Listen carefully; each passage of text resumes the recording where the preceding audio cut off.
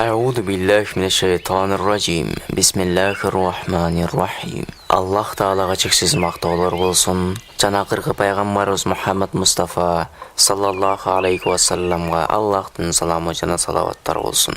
Ассаламу алейкум урматтуу мусулман туугандарым. Биз кезектеги окуябызды улантабыз. Пайгамбарыбыз саллаллаху алейхи ва салламдын сахабаларынын арасында жөнөкөй бир адам бар эле. Аны көпчүлүгүбүз жакшы билбейбиз. Анын аты эл арасында да таркаган эмес. Бирок Аллахтын алдында анын даражасы бийик болду. Анткени ал Аллахтын сыпаттары болгон үчүн Ихлас сүрөсүн жакшы көрөт эле. Пайгамбар саллаллаху алейхи ва саллам Табук согушуна жөнөдү.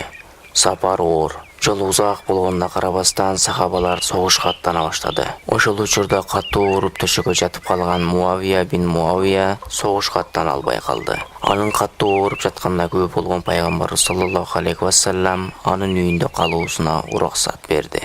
Аллахтын жардамы менен мусулмандар Табукта жеңишке жетишти.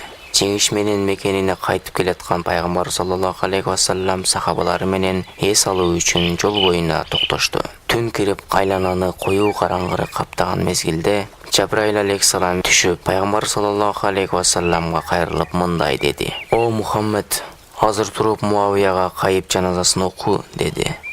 "Азыр окуюнбу?" "Ооба." "Таң атуусун күтсөк болбойбу?" "Жок, о Алланын элчиси, чатырдын сыртында сени ар бир сабында 70 миңден болгон 2 сап периште күтүп турат" деди Жабраил алейхиссалам. Алар буга чейин асмандан түшкөн эмес. Качан гана Муавиянын кайтыш болгону асманга көтөрүлгөндө сенин артыңда жаназа окуу үчүн Роббусунан уруксат сурашты деди.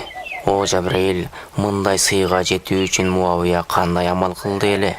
"Ал Кулху Аллаху ахад сүрөсүн жакшы көрөт эле. Жана Аллахтын сыпаты болгондугу үчүн аны жакшы көрөмүн" деп айтчу.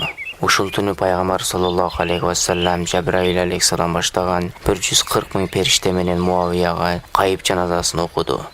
Урматтуу мусулман туугандар, келгиле биз дагы Муавия сыяктуу Куран аяттарын сүйгөндү жана ар дайым Куран аяттарын тилават кылып турганды Аллах Таала бизге насип этсин. Чындыгында Рамазан айы Курандын айы.